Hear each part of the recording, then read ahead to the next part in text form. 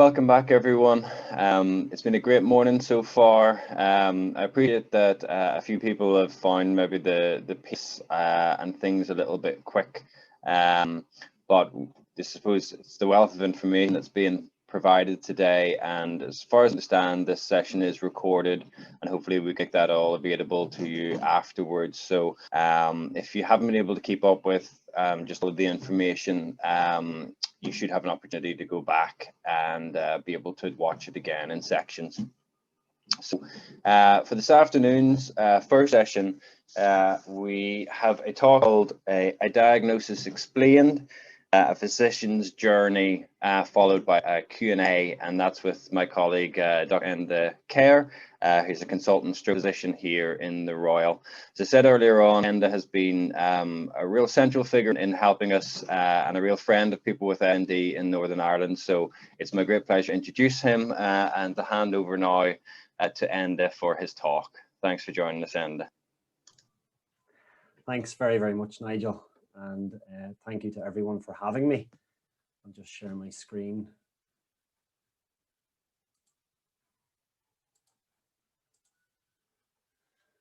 So, hello to everyone. I'm very aware that the audience that we have here today is very varied. And I'll say, first of all, that I am a stroke specialist, a stroke physician. And I suppose maybe some of you are wondering, why am I speaking at all? And I have been, over the past few years, relatively reluctant to speak at FND conferences organized by FND Matters, because I suppose I don't really see myself as a specialist in FND. I am a specialist stroke physician. But I think there's something about FND that I have an affinity for when I see it. And so hopefully as I talk, I'll be able to explain where a stroke physician's perspective on it is and lies. As I was listening to John Stone's talk, which was excellent, I was conscious that some of the things I'm saying are quite similar to what he has said. But what I'm going to do is, if that's okay, if you can come along with me, I'm going to start with a patient's journey. And it gives me the opportunity to talk about stroke as well, which is my area of specialty. But I'm then going to talk about my experiences of FND within the hospital setting, and then my own thoughts on a couple of issues, my own thoughts about the spectrum of symptoms that people experience. And then I'm going to touch on two things that I think are important, the idea of dissociation that maybe we don't talk about enough, and then stigma associated with FND. So that'll be the content of my talk.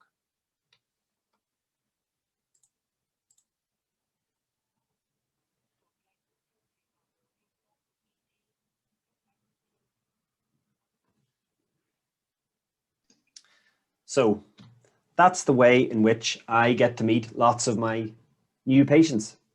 Sorry, and I'm not sure. I personally couldn't hear that. Oh, okay. So, unless it was science, what they were meaning to communicate. I didn't personally hear that. I will check the chat there. Just. I probably didn't tick the box to share audio, so bear with me. I'm just going to stop sharing for a moment and go back and do that again. If you just bear with me 1 second. Yeah, I forgot to do that.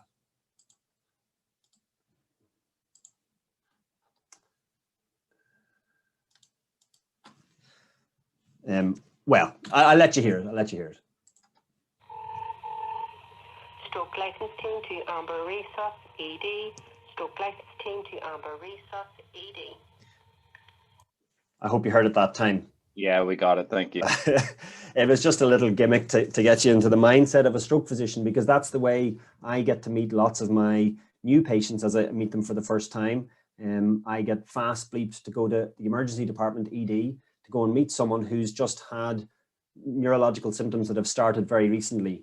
And you'll all know, you've all seen the Stroke Act Fast ads, hopefully. So I was going to start talking about a patient, a 46-year-old lady who I met a couple of years ago, who had collapsed with left arm and leg weakness just about 2 hours before. And the story was that she hadn't been feeling so well in the hours or so before that, and then she suddenly collapsed to the ground and couldn't move her left side. And so lots of people recognize that as a possible stroke. And so we get called, the stroke team get called. So nowadays, all the paramedic ambulances try to identify people who have fast symptoms, and they fast bleep us even before they get to the hospital. And so we're usually waiting for the person at the front door before they get there. So we have the opportunity to look up their healthcare record. And you know, we all have that now, the electronic healthcare record. So we can look up their past medical history. And this lady had a history of arthritis and fibromyalgia, irritable bowel syndrome and migraine. She was on paracetamol and amitriptyline and mebeverine for her irritable bowel syndrome. And we were able to look up and see she'd had a previous CT scan 2 years ago for headache, which was normal.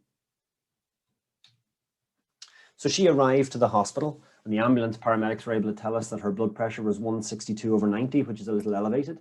Her pulse was 78, and her SATs were 97% on room air. And so examining her, we found her to have a facial droop, but there were spasms with the droop, and she had a slurred and stuttering speech. But she had significant left-sided weakness. Her left arm was drifting downwards. She couldn't hold it up. It was drifting downwards. She had some effort against gravity in her left leg, but it was very heavy and weak. She also had altered sensation on the left side of her face, her whole head, her arm, her body, and her leg. And her gait was quite unsteady. She was almost falling over as we tried to assess her walking. So Dr. Stone has already shown you some of these signs, but Hoover's sign objectively seemed to be positive with this lady. And she had what we call give way or collapsing weakness of her left upper limb and left lower limb. So the weakness was present for a second, or the power was present for a second and then would give way, which is a fairly important sign. So at this point, we're trying to figure out, what could be going on. My responsibility, or part of my role here, is to make sure we get the right diagnosis pretty quickly. Within stroke, we have a target of getting someone the right treatment if they're having a stroke within about 30 to 45 minutes of them coming to the front door of the hospital. And that entails quite a lot of assessment and, of course, imaging. So we go on and do a brain scan. And sometimes the brain scan tells us what's wrong. So in this situation, the brain scan on here on the right side of the brain shows areas of established ischemia or infarction. So this is a stroke. And you can actually see this little white dot here, which is a clot in one of the arteries. So sometimes the brain scan tells us what's wrong. Nowadays we have more advanced imaging that we can do also to help us. We can do what's called a CT angiogram, which is a dye test of the arteries. And here you can see on the left side of the brain, the middle cerebral artery has good blood flow through it, all the way to the branches. But on the right side of the brain, it comes across, comes up from below, over to here, and it stops. And so that tells us for sure, we're able to say, well, this person's having a significant stroke with an occlusion of their middle cerebral artery. When we see that, sometimes we can do very advanced imaging called CT perfusion scans. And I'll not go into the details of this, but we can get pretty pictures of color. They're not hugely reliable at times, but they can tell us whether people are having ischemia or reduced blood supply to their brain. And on this image, the red indicates brain that has already been damaged or is dead, and green indicates brain that is dying but isn't dead yet. And so that gives us the opportunity, to give treatments that can open up the artery again, like thrombolysis or clot retrieval. However, commonly we have patients who come up to us with symptoms as we've described, and we do a brain scan, and it's normal. It's nice and normal. And so our next step is trying to figure out what is wrong. And as a doctor, we learn about making what we call differential diagnosis, which is really the list of the possible diagnosis that it could be. So with someone like this, a 46-year-old lady with sudden onset collapse and left-sided weakness, we're obviously thinking about stroke and TIA from the start. But these are the other things that it could be. Could it be a seizure? Could she have had a seizure when she collapsed, and now she has a weakness down one side after the seizure, which is common? Could it be migraine? And I suffer with migraine also, and I often get blurring of my vision to one side where I can't see properly. And people can have hemiplegic migraine where they have significant weakness down one side along with migrainous headache, and sometimes even without the headache. Could it be a nerve problem, a peripheral nerve or a spinal nerve? Could it be MS or demyelination, which isn't typical of this presentation? And of course, could it be FND? And as you know, well, as doctors, before we do tests, we often try to establish what we think the pre-test probability of a certain diagnosis is.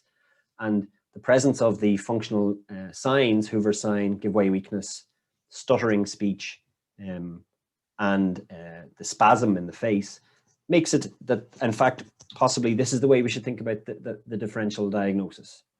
FND is probably on the top of the list. And so the CT brain scan is helping confirm that. There's no evidence of stroke on the scans. But migraine and seizures and nerve problems are still up there as a possible diagnosis.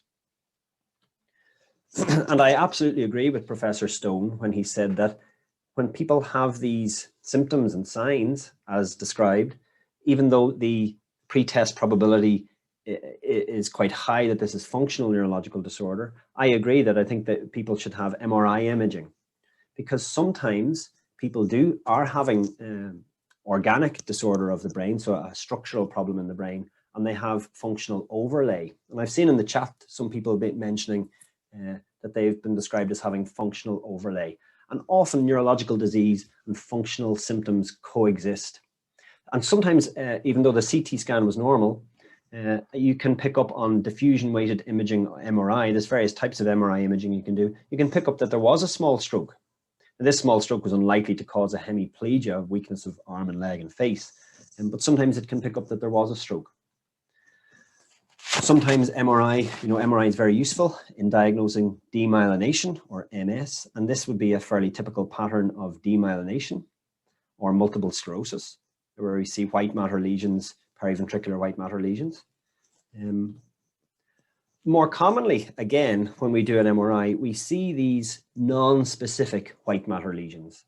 So lots of people over the age of 40 have 2 or 3 or 4 of these things.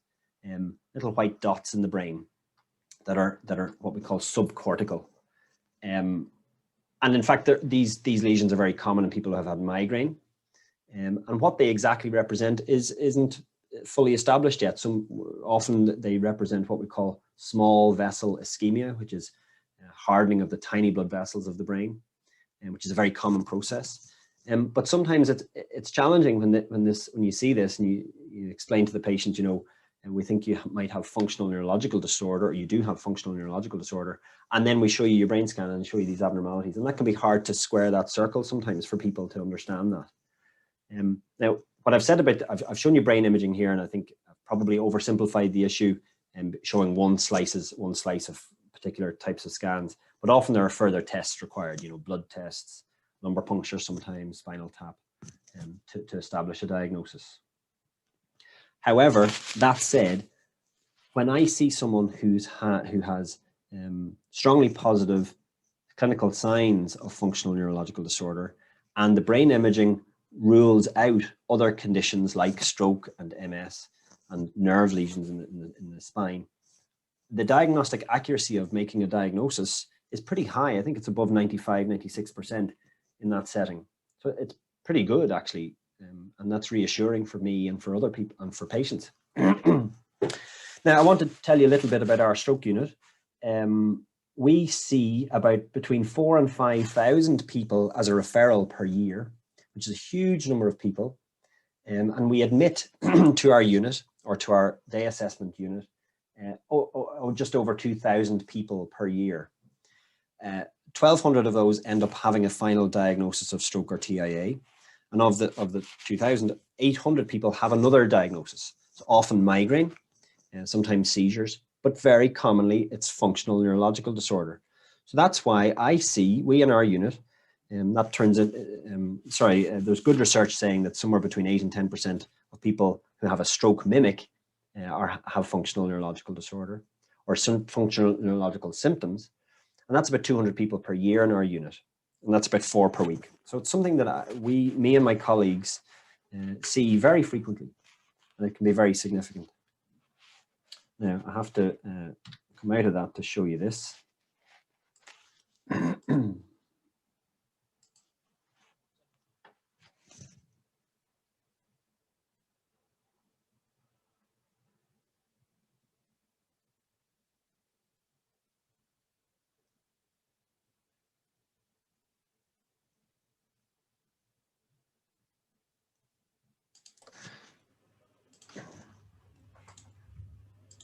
So hopefully you were able to see that.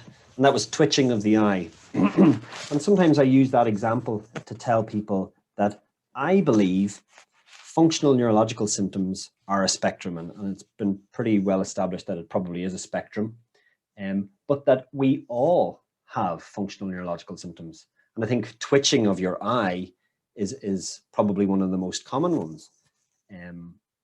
I know when I'm teaching student doctors who are often very studious people and study late into the night, they will all have that common experience of having a twitch in the eye when they're tired or stressed from studying. And so I believe that there is this spectrum. And when I created this slide myself, it's not from anywhere else.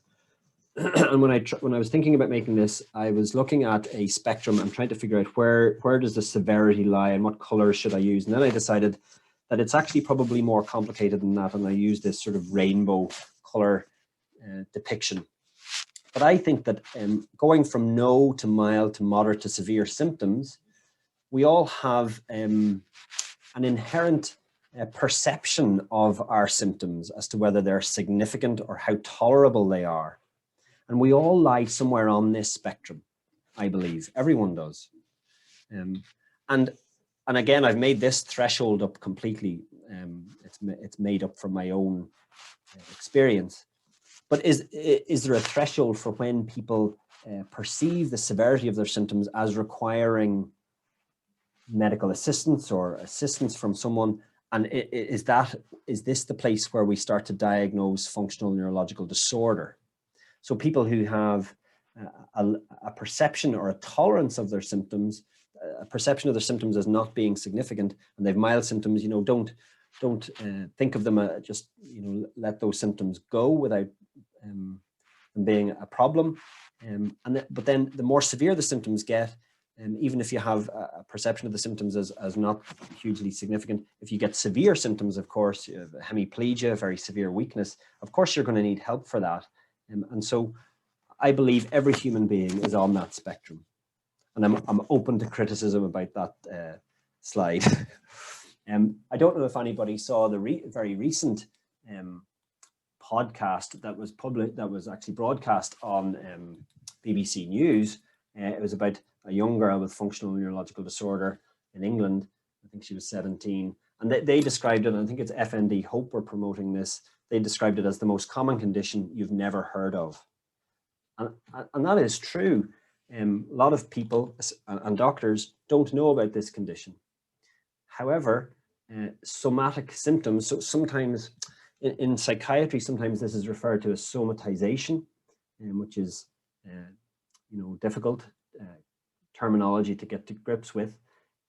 But somatization is common. So there was a study done in 2013 of 3,000 studying students, and nearly 10% of those students had some degree of somatic symptoms.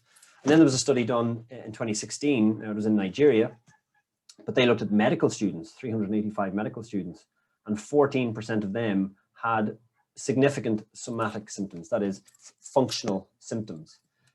And interestingly, there was no difference between males and females. And there's fairly good evidence to say that people in healthcare related work or jobs or professions more commonly have functional symptoms.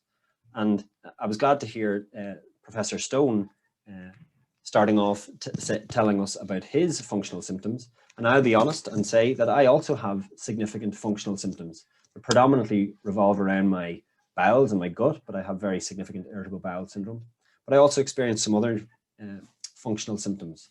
And I don't know whether that gives me an empathy or an apathy for people who I see with similar symptoms, but I don't know. I think there's more education needed. Now, so I work in a hospital, big, acute, very busy hospital. And as I've just explained to you, I see people with functional neurological symptoms in the acute stroke unit. I know my colleagues in the neurology department also see lots of people who have functional neurological symptoms. However, I believe, and I'm quite sure because I've seen it through my training, that people present to lots of other departments in the hospital, like cardiology with chest pain. It's often given a label of non-cardiac chest pain and disregarded. Your blood tests for your heart are normal. You can go home, you're fine. people in the surgical department see lots of it. Abdominal pain, people having to have their appendix removed, and the appendix is normal and it's disregarded to some degree, and you're sent home, you're fine. We know that lots of ladies attend the gynecology departments with functional symptoms. It's not something I have huge experience of, but I know it's a significant issue. Similarly, in urology, people have, pelvic pain syndromes, problems with urinary frequency, urinary urgency, and get lots of investigations done. How it's dealt with can be very variable. And then, in fact, actually, I just see the orthopedic department. There are lots of pain syndromes, fibromyalgia, of course, joint and muscle pains. But I think people with functional neurological or functional symptoms present to all areas of the hospital. And it's well recognized. There was a study of 1,300 Chinese inpatients in 2017. And in fact, it showed that nearly 28% of people in hospital presented with what was felt to be somatic symptoms.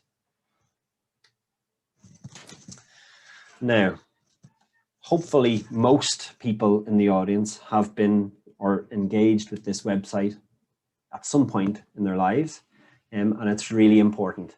And I think it's really useful being able to point out, sometimes when people see this list of symptoms and they go, yes, that's me, and that's me, oh, and that's me.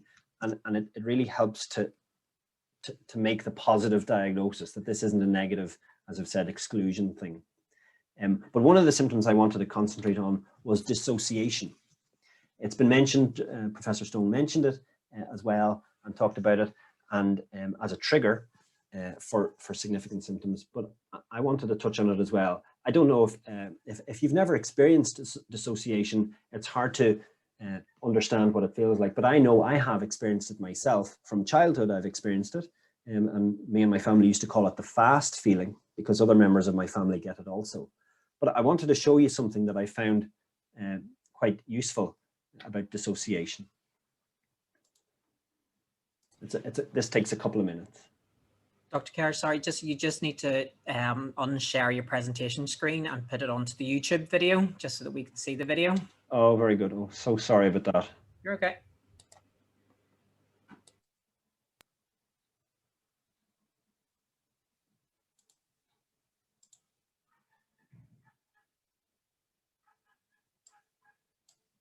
Personalization versus derealization. Have you ever felt detached from the world or felt like you don't belong in your own body when you look down at your hands? Depersonalization and derealization is a psychological disorder in which this experience is intense and prolonged. About 50% of the general population have come across at least one of these experiences in their lifetime, but only roughly 2% are actually diagnosed with the disorder. It occurs equally in men and women and can start as early as one's early or middle years. But the two terms, depersonalization and derealization, are often mixed up and misunderstood. This little video is talking about the syndromes of depersonalization and derealization, but they are essentially the symptoms of dissociation that I think sometimes we experience with functional symptoms. So there's a slight difference, but I'll carry on. Even though they're often grouped together. So what's the difference? Depersonalization is when you feel cut off from yourself, when you feel like a robot or like you're not in control of your own movements. You're experiencing depersonalization. People with depersonalization disorder don't feel like themselves and struggle with feeling in tune with their emotions. These patients may feel like they're an outside observer of their own lives. They feel disconnected from their memories and may not remember them clearly. Most of the time, they have out-of-body experiences because they don't feel grounded in their own bodies. Symptoms of out-of-body experiences include hearing undefined sounds, such as a train going by or soft murmurs, and feeling like you're sinking into a bed while your body feels numb and out of control. Derealization is when you feel cut off from the world. Patients who experience symptoms of derealization feel as if they're in a dream or as if there's a glass wall or veil that's separating them from their surroundings. The world feels funny and distorted. Objects around them can feel and appear smaller or larger than they actually are. Surroundings may also be blurry or unusually clear. Sounds can seem louder and more overwhelming, and time can feel like it's slowing down or going too fast. The causes and treatment methods for both depersonalization and derealization are similar. Anxiety and depression are common in patients with depersonalization and derealization.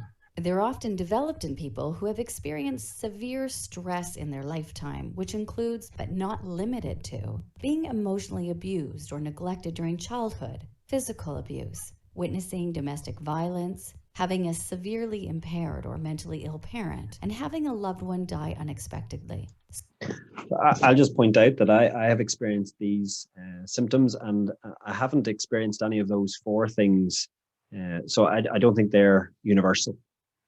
Symptoms of this disorder can also be triggered by severe stress from toxic relationships, financial concerns, and work. To get diagnosed for this disorder, one may get a doctor's evaluation, take questionnaires or tests, and undergo specifically structured interviews. A physical examination and urine tests are also done to make sure other mental health disorders, seizure disorders, and substance abuse are ruled out. This disorder is diagnosed when symptoms last for a long time or recur over time.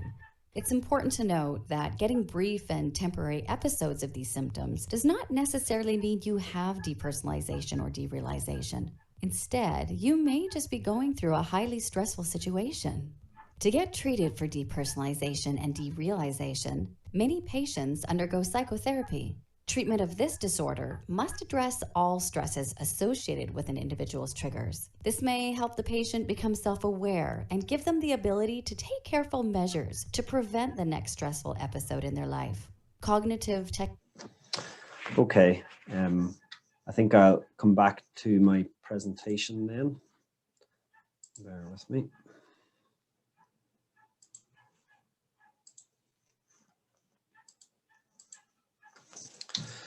Okay, thanks for staying with me now. I hope I'm not boring you too much. But the final thing I wanted to touch on was stigma. I think the first thing to say about stigma and FND is that it exists, and it is a problem, it is an issue, as it is for lots of mental health conditions. There's possibly a couple of reasons why there is some stigma associated with it. One is that people's understanding of the condition can be incorrect at times. So sometimes people, interpret what appear to be voluntary changes in a person's body as voluntary when they're not under the patient's control, or they're involuntary. And also within medical and healthcare professionals, teaching on this subject about mental health issues and about FND has been lacking over the years. Now that is starting to change. But this condition has also fallen between the cracks to some degree, between psychiatry and between neurology or medical treatment. So sometimes, a neurologist might say, well, we think that's a psychiatric condition, and a psychiatrist might say that's a neurological condition. And so people sometimes fall between the cracks of healthcare systems. But of course, stigma has a massive impact on your wellness, person's ability to recover, ability to manage with it, and of course the system's approach to it. I'll just point out that when I was a medical student, and I graduated in 2002, there was a textbook. Now, medical students don't use textbooks as much as we used to, but there was a pretty much an essential textbook to learn, and this is it here. It was about 1,200 pages long, and it was the go-to text. That is the only paragraph I could find in the whole textbook of 1,200 pages that has anything to do with somatization symptoms, or it never mentioned functional neurological disease because it didn't have that term at the time. I went on to study neurology and stroke, and I read quite a few other textbooks. And this was one that I found in my own personal library called Neuropsychiatric Disorders. And you'd expect something about functional disease to be in that. This was written in the late 1990s. There isn't a single mention of functional neurology in that textbook. But we are going to change that. We need to change that. Now, there was quite a nice summary of updates in functional neurological disease published just a couple of months ago by this group down here, Perez, in this journal. And they talked about stigma and divided it into 3 areas. So public stigma, personal stigma, and patient label avoidance. So obviously public stigma is where, you know, negative beliefs by a group or a population, you know, the society, are endorsed by a group and can lead to discrimination. Personal stigma is where a person, of course, internalizes the negative beliefs and applies them to themselves. Of course, that can lead to, you know, helplessness and frustration. And I've sort of thought about this as a vicious cycle, because the personal and public stigma, as I said, can lead to discrimination. And usually that discrimination is in the form of avoidance. So doctors wanting to avoid making a positive diagnosis and avoiding the conversation about real physical symptoms being where they come from. Of course, that leads to more confusion for the sufferer, uncertainty about the value of the interaction with the doctor, lack of trust. Trust is important, and it's a very negative experience. So naturally, because you're uncertain, the person will have more health anxiety, and health anxiety leads to people symptoms increasing and looking for more help, health-seeking behavior. And the repeated health-seeking behavior feeds more stigma among healthcare professionals. So it seems to be a vicious cycle.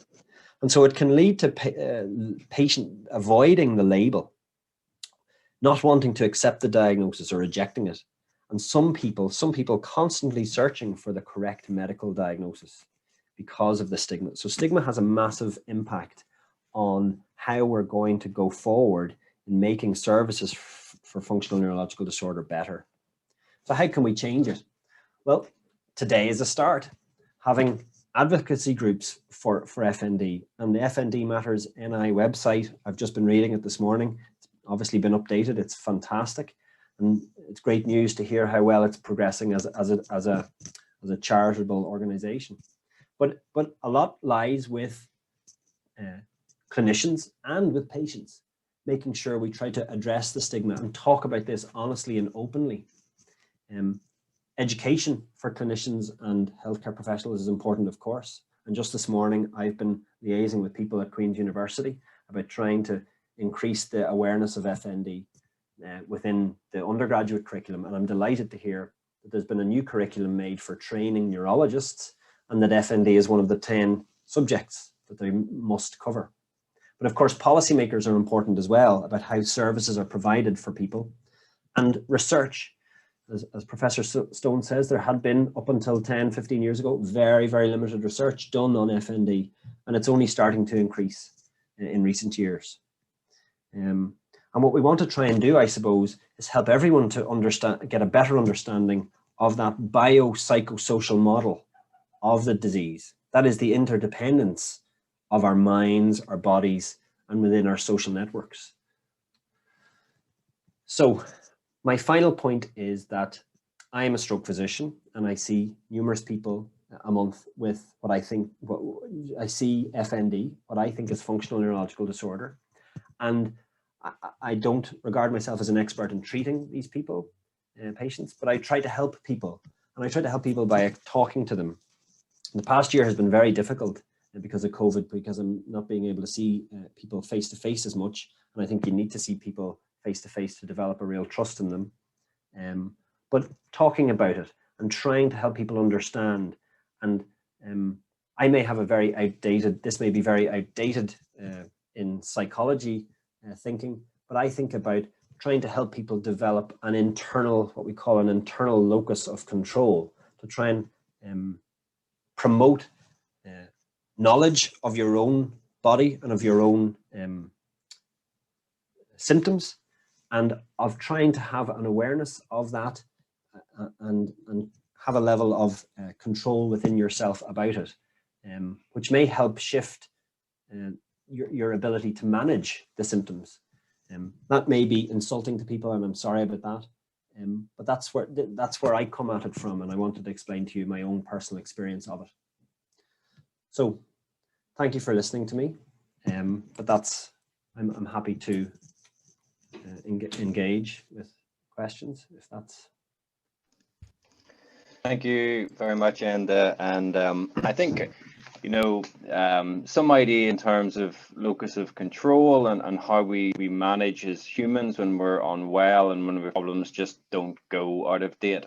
I think that they're just fundamental, and why information days like this are so important, because part of the aim is to give people information and awareness in order to feel more in control, to know what questions to ask, and also, I suppose, in a wider system, as you were mentioning, in terms of services and politically, in order to influence and have the voice of people with FND heard, particularly because of all the stigma issues that you've highlighted.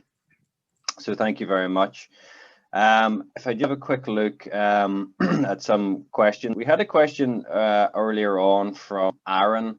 I think Aaron is a therapist, maybe a physiotherapist, but I don't think it was stated which. But I suppose he was just, again, as always, we can't give sort of specific advice on specific cases, but I was kind of just talking about a dilemma of a situation of working with someone with stroke, who they believe also maybe had comorbid sort of functional symptoms. So they had additional symptoms that didn't seem to be explained by stroke. So it may be that they have some positive motor symptoms, or it's not entirely clear, but they had some symptoms, raised the suspicion for that person about the functional symptoms occurring alongside someone in stroke rehab.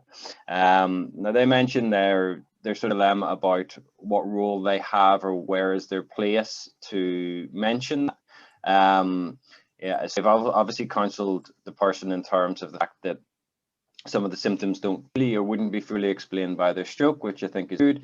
Personally, I think that in many cases, while you have to obviously be careful in terms of your remit and profession, that you're not giving information that suggests you're diagnosing someone with something when that's not appropriate.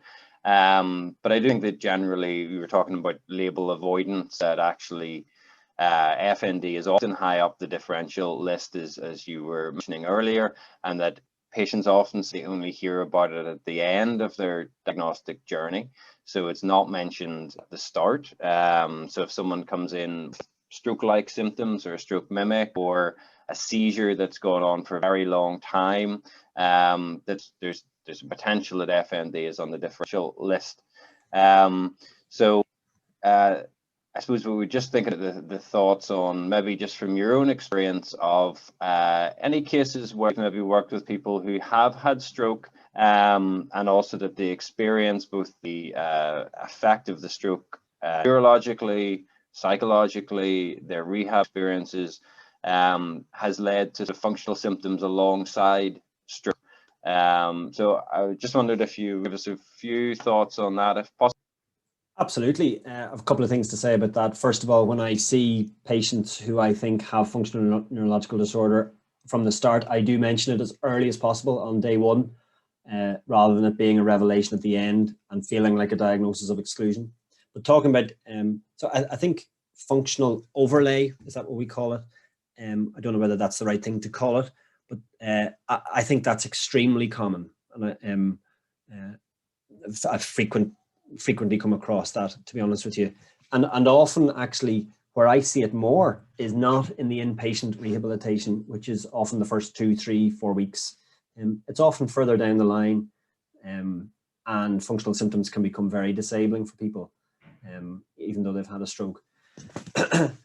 My experience, so we're aware that FND is more common in females. However, my experience of post-stroke functional symptoms is probably more common in young to middle-aged men. In my experience, I don't have data to back that up, but my anecdotal experience is that it's more common in men post-stroke. But I think quite strongly that when someone presents with a stroke-type presentation and is admitted to hospital and has full investigations and multidisciplinary input, because you'll find in stroke units in Northern Ireland, people are getting seen by physios, OT, speech therapists on day 1, day 2, and then their final diagnosis is FND. I hate it when I hear that people withdraw and go, well, that's FND. So they don't get to see the community stroke team. They're going home. They're not going to get an outpatient follow-up review appointment. That really annoys me. I hate to hear that, because I think if patients have come into our service and have disabling, troublesome symptoms that we can really help them with, then we should continue to help them and continue to treat them as part of our team and our service. But politically, that's a difficult one in the hospital system, as you well know, Nigel. That can cause trouble within service provision in hospital trusts and care trusts. Thank you. So you were talking a little bit about dissociation. Cara has a question about the link between dissociation and FND. Now, that's really quite a complicated question. And I suppose in terms of thinking about the international classification of diseases, the ICD-11 tends to place FND as a dissociative neurological condition. Now, I think here what you were doing was trying to show that dissociation can actually mean lots of different things. There's a spectrum of different dissociative symptoms. So some of those that seem relevant that you were mentioning were when people experience dissociative symptoms that affect their sort of relationship between the mind and body. So feelings of depersonalization and generation of some symptoms where people feel like they are not as connected or in control of their body, or where reality around them feels altered and they experience that with perceptual changes, with dizziness, with problems. So it's difficult to mobilize and feel balanced when things around you look different. So the question was, what is the direct link between dissociation and FND? I'm not sure if you have anything else you want to say about that, as to say. Yeah, sorry, the reason I spoke about dissociation was that my experience is that when people present to me with a stroke mimic that is functional, having dissociative symptoms is almost universal in my experience. I think nearly everybody, when asked, so it's not something we ask about that commonly. Someone presents with a hemiplegia, you're not going to ask to, have you had an out-of-body experience? Do you feel you're not connected to yourself? But when asked, I think nearly everybody does experience dissociation. And I think it's actually quite useful. I find it a useful thing to explain to people the concept of functional symptoms. I've also brought it up, as I mentioned, because I've experienced it numerous times in my life myself, and it's scary. And so there you go. That's why. Thank you. And I think, as you point out, have been pointed out throughout the day, we at different times, particularly mentioned earlier, so as teenagers and then during neurological development, dissociative symptoms tend to be a lot higher. So if you look at populations of people in teens and ask them about dissociative symptoms, they often notice significant dissociative symptoms. And then for some people, they tend to decrease with age. And as you mentioned as well, you ask people who have higher arousal for various reasons. Either they feel danger, and of course with health worries, that danger that you can't really get away from. So a danger that you carry around inside you rather than a danger out there in the world. And being trapped or feeling in inescapable situations tends to be linked to dissociation.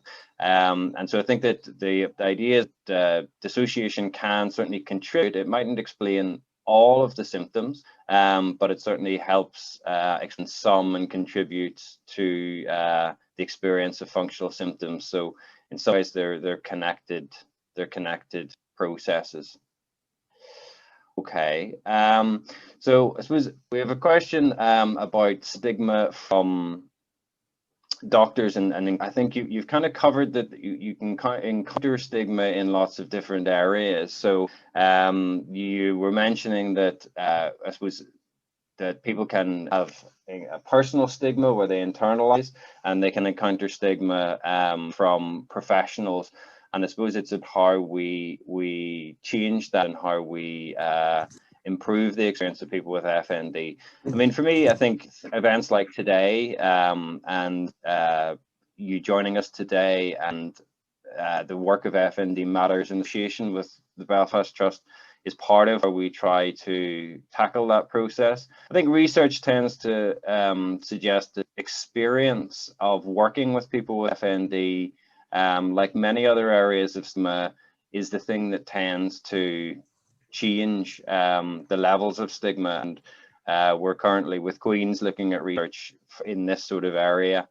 I suppose I wonder from your own experience, if that matches for you, that experience of working with people with FND, seeing that people can have good outcomes with the right support, if caught early enough, if that, I suppose, your own, because I know you can't comment on other people's thoughts, but just from your own personal experience, you think that that is a factor for you, that you work with and coming into contact with people with FND had an influence, changed how you thought about the condition in your own experience? Absolutely, I do. I think there's lots of people who come to hospital and have had so many repeated negative experiences. Maybe they have the right diagnosis and maybe they don't, but they have experienced often subconscious stigma from members of their family, from healthcare professionals, their doctor, and all it does is make their frustration and the distrust. It creates a distrust, I think, which sometimes, if it's gone on too long, is difficult to break down. Too difficult to break down, and that's the most challenge for me. I think that's the most challenging kind of patient who I see, who I can't build trust with, because they've experienced years and years of the wrong diagnosis and stigma attached with having these symptoms. And I mean, I think as well that there's a lot of focus, and Professor Stone covered this well earlier on, but there's a lot of focus on, you had showed the video where they talked about some background risk factors in terms of particularly during our early development, when our brains and bodies and minds are developing, that if we experience danger or traumatic experiences or neglect or things that we mightn't consider to be traumatic, but growing up with a parent who's very ill or things like that, that they seem to relevant for some, but not others, but can increase the risk.